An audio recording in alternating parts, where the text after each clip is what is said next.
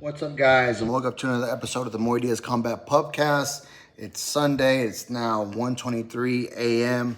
I just did a full recap of the UFC Fight Night Sacramento, Fluffy Hernandez versus Gregory Rodriguez. But I wanted to do another separate episode for the WBO welterweight title fight that we had at the 147-pound weight class between the former world champion Rolly Romero versus Teofimo Lopez, who captured his third world title in the third weight division.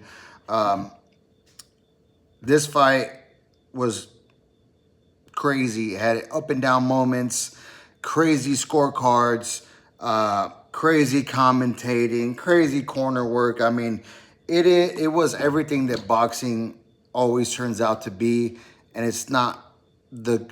Some of it was good, some of it was bad, but so just off the jump, I looked it up earlier because I knew it had UFC today. Prelims for the UFC started at 4 p.m. Central Time. Main card starts at 9 p.m. Central Time. Okay.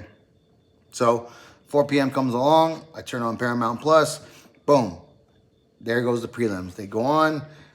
A lot of finishes on the UFC card. They had to do filler time and whatnot. 9 p.m. starts. Boom. There goes the main card, right? Or was it 8 p.m.? Yeah. Whatever time. It starts right on time, right? Always when it's supposed to be there. And then the main event ended up, literally, it was 9:59 when I looked at my phone after the post-fight interview, in-cage interviews. And I'm like, shit. Teofimo and Rolly are about to do their walkouts at 10 o'clock. I switch over to the zone. It's 10 o'clock, and it's the 6th round or 7th round in the co-main event of Hernandez versus Verdon Steel. This is the thing about boxing, man. Boxing just runs on its own wavelength and does whatever it is, and, you know, fuck whoever. It drags out. It's just crazy. I mean, I don't think it used to bother me for the longest time, but being, a fan of mixed martial arts, because I fought mixed martial arts and everything, so we get spoiled by the UFC and how well-oiled that machine runs. Everything starts when it's supposed to start. The press conferences are, they're structured, they're on time, the weigh-ins are structured and on time. The fights are structured and go on when they're supposed to go on, and everything starts when it's supposed to, wraps up when it's supposed to, and there you go. Enjoy the rest of your night if you want to do whatever else you got to do. Boxing is like, we'll start whenever the fuck we want, we'll walk out when we want, and, you just deal with it as a fan. But I'm just griping. But I'm glad I did see the end of that fight versus with Hernandez versus Verdon, because the commentating, which I'm going to get to, especially for the main event, the commentators were like, Hernandez is a big prospect, huge prospect, and Verdon was from Argentina. I believe Hernandez is Cubano and Haitian, and he's a big prospect coming up in the division, and they're like, he's blowing him out, and this shouldn't even be a thing. But I believe it was the 7th or 8th round when I was watching, Verdon caught Hernandez with a left hook and wobbled and put him against the ropes. Now, Verdon's not a big puncher, but he was staying busy. So, the scorecards are coming out at the final bell, and the commentators, I believe it was Todd Grisham and Sergio Mora, were like, he's got big things coming, but Verdon is celebrating like he won the fight. His corner's picking him up. He's going over and smiling with Hernandez. Like, he thought he just won the championship, like the title, because Verdon had some titles, but I don't think they were, of course, they're not the legitimate titles. They're probably like an Intercontinental or an Interim or some shit like that, the boxing likes to do. The scorecards come out. It's a majority decision. And Sergio Mora and Todd Grisham were like, what the hell? One judge, the first judge, had it 95-95, a draw. And then the other two, one had it 98-92, the other one had 99-91. So one judge only gave Verdon 1 round. The other judge gave Verdon 2 rounds, and the other one gave him 5 rounds, 5-5. I don't know how this. I understand that there's 3 judges. They all sit on separate sides of the ring. But it always blows my mind how you can have one judge having it so far one way and the other two judges having it so far the other way. Yes, okay, maybe you can't see, but it's not like they were doing a lot of inside fighting where you can't see the shots. It was pretty clear cut. So that right there, the co-main event of Hernandez-Verdon gave me, it was like almost like a get ready for what you're going to see in the main event as far as the judging goes. So the main event starts around, I think it was 10:50 because I looked at my clock and my phone. So almost an hour later than they're supposed to walk out. Teofimo walks out first. Rolly walks out second. I really like Teofimo's gloves. I don't know about the whole outfit or whatever, but he looked like he had like a Michael Jackson jacket when he walked on. But I really liked his Grant gloves that he had on. They were like almost like a copper color, which I really liked. They looked really good. Rolly's outfit was kind of weird, you know, like almost like a turtle shell, gold pieces on his stuff, but he had Grant gloves on with his name on them, but whatever. Teofimo comes out first, Rolly comes out second as the champ, as he should. But the commentary for this fight, I know that the commentators are not part of Top Rank or DAZN. They're hired by, I guess they're hired by DAZN. I don't know how they really do that, but like they were consistently just shit talking Rolly the whole time. Like he is the champion, and they were just like any chance they got calling him weird, that he's just an oddball, and maybe he might be, but that's the champ. Like, why do you have to continuously belittle him while he's fighting against a former world champion who's moving up to try to go for another title?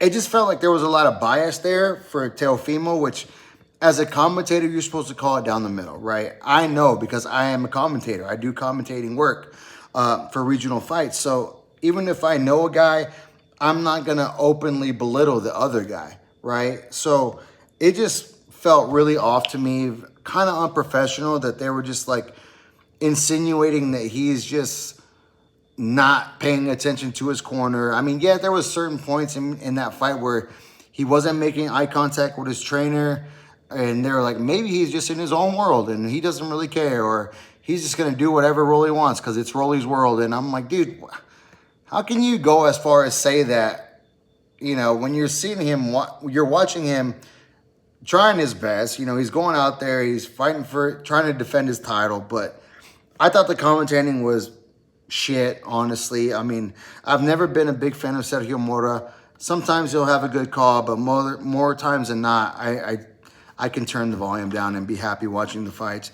Todd Grisham, it felt to me like he had something against Rolly. Like, I don't know, maybe Rolly fucked his wife or daughter. I don't know, man. I don't want to speculate, but it seemed like he had something against Rolly, like, for whatever reason. Chris Mannix would pop in and out, and he was giving his scorecard where everyone thought that Lopez at the time was running away with the decision. Mannix was like, you guys got to remember, these are really close rounds. Like, they could go either way. And right when he's saying that is when fucking Rolly lands that big overhand right, or right before he cuts Teofimo with that left hook. But let's get into the rounds. So the judging is the main thing that's going on here, the biggest thing of the fight, right? So I scored the fight round by round as I was watching it. I had it 111, 117 in favor of Teofimo Lopez.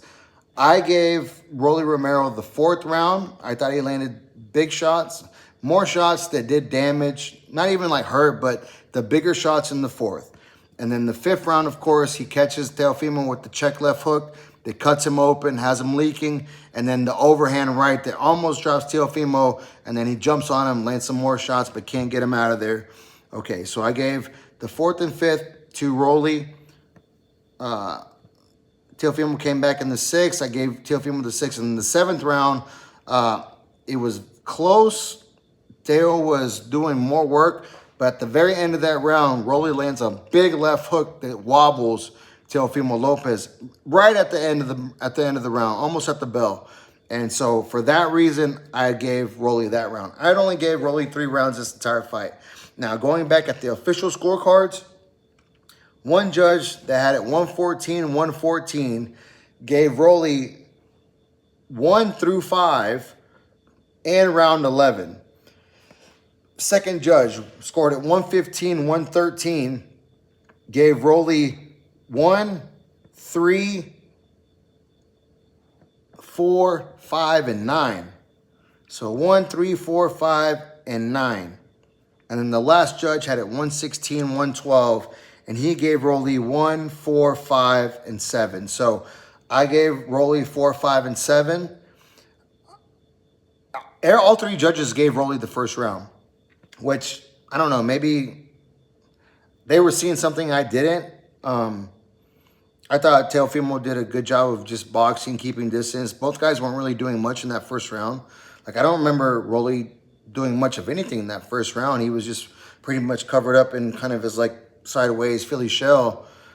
Maybe threw a few jabs, but I thought that was an easy round to score for Teofimo, but I don't... Maybe I have to watch it back. I don't know. I mean, it just happened. I just watched the fight, so I don't know what they were seeing, but all three judges gave Rolly the first round. They all gave Rolly the fourth and fifth, you know, but that one judge that had it a draw gave Rolly 1 through 5. 1, 2, 3, 4, 5. I thought 2 and 3 easily were Teofimo rounds, and then everything after the 7th, I had it a shutout for Teofimo, so... I don't know where they gave him the 11th. I don't know where they gave him the 9th. I don't know where they gave him the 9th or the 11th. I just thought Teofimo did a really good job of, after he got dropped and hurt, he got wobbled again at the end of the 7th, but I thought he did a pretty great job, 8 through 12, of just outboxing Rolly. I mean, Rolly would explode, but it wasn't frequent enough, and he never had Teofimo hurt bad after the 7th, but Teofimo never. Oh, he did catch. He caught Rolly's with a couple of right hands at I think it was the end of the 10th, where he leaped in, and then Rolly tried to check him, but he was already by him and kind of fell into the ropes. But that was a huge right hand by Teofimo. Teofimo just did a good job of keeping distance, staying patient, not overextending, and getting caught late in the fight. He did what a champion does, close out fights with his boxing, right? He was outsized. Rolly looked big in there, and I liked that. I liked that Teofimo moved up and was looking smaller and still put on the performance that he did. Did I think it was an overwhelmingly, shutout performance? No. But it was a good performance for him at a new weight class against a world champion in Rolly Romero. So good job by Teofimo Lopez. I thought Rolly could have done a lot more. I was just watching the post-fight press conference when he's up there, and he's like, every time I touched him, I hurt him. He goes, look at my face. Look at his. He goes, do I look beat up? No. Does it look like do I look like a beaten man? No.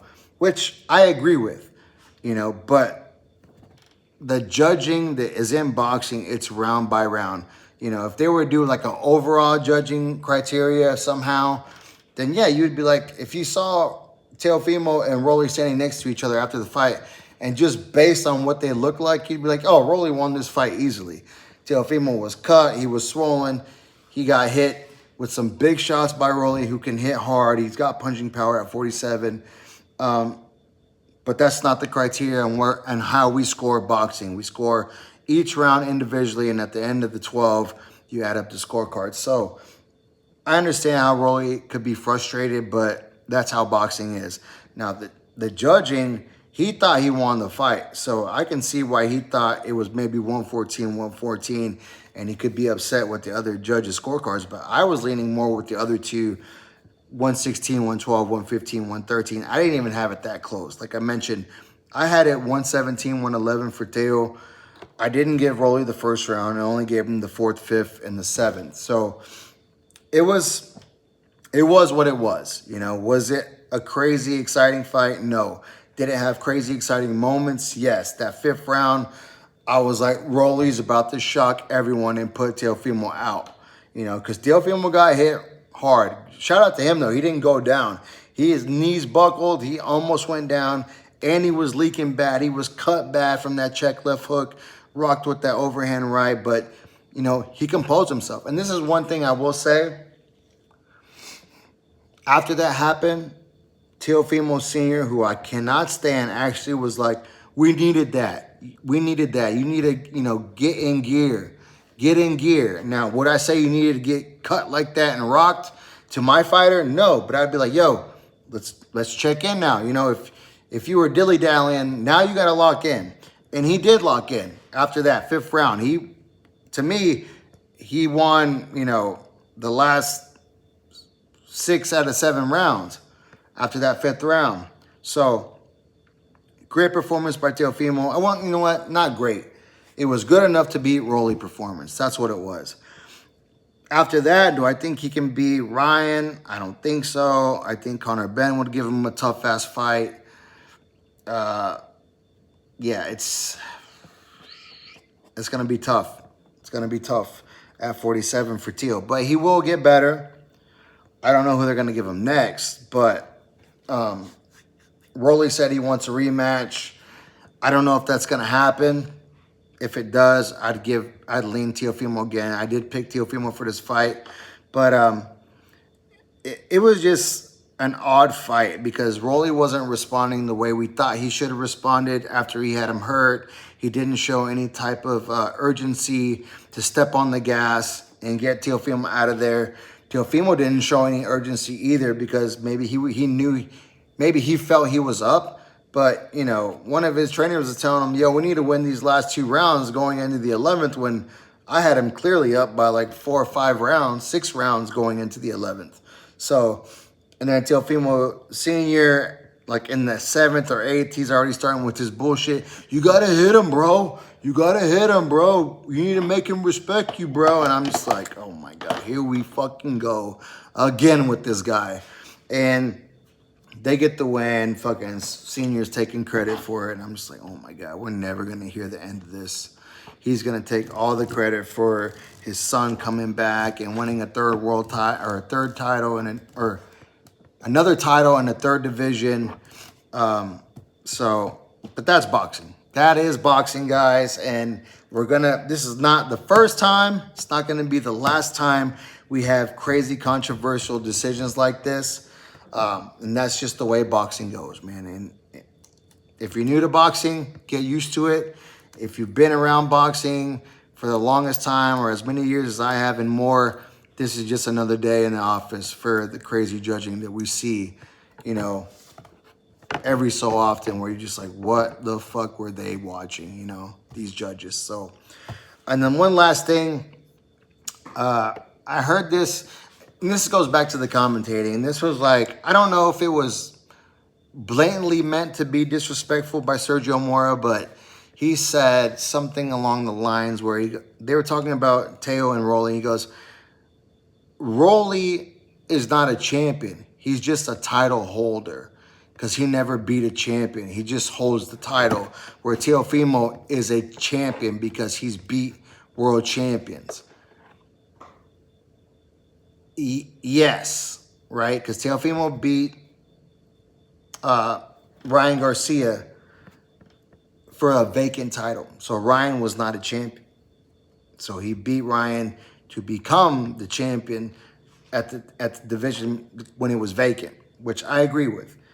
And Teofimo has beaten world champions, you know, became undisputed against Josh Taylor, or almost undisputed, didn't have the full-fledged WBC title because Haney had it at the time. But so Teofimo has been world champion. So I get it. But did you really need to say that on the commentary? Like, Rolly's the champ. He holds the title, yes. But you should be hyping up the champ, not putting him down. I don't know, man. Maybe it's just because I've been commentating, and the way I look about how I respect the fighters, because I know I've been in there, which shocked me about Sergio Mora. He was a champion. He knows what it is to go through this game. And for him to openly mock Rolly by saying that, like, it just felt so disrespectful to me by him saying that, which even if it's true, why would you say that in that moment in time? Like, that's just, I don't know, man. I just felt like Rolly's awkwardness was giving them fuel to talk shit, which I didn't like. You know, Rolly might be a little off. It might not be everyone's cup of tea. But, dude, he's been fighting his ass off for so many years. He won the title. It was vacant. You know, he can't do nothing about that.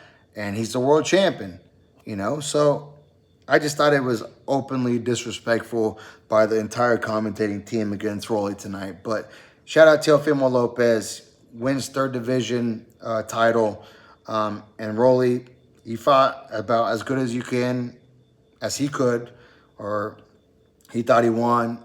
I didn't have him winning, but he had opportunities, and he can grow from this performance. You know, he can do better, a lot better. He could have done a lot more in this fight, especially down the stretch in the last 5-6 rounds. So it is what it is. It was a title fight, had its ups, had its downs, had its all around. So that's my little breakdown of Rolly Romero versus Teofimo Lopez for the 147-pound WBO welterweight title, or WBA welterweight title.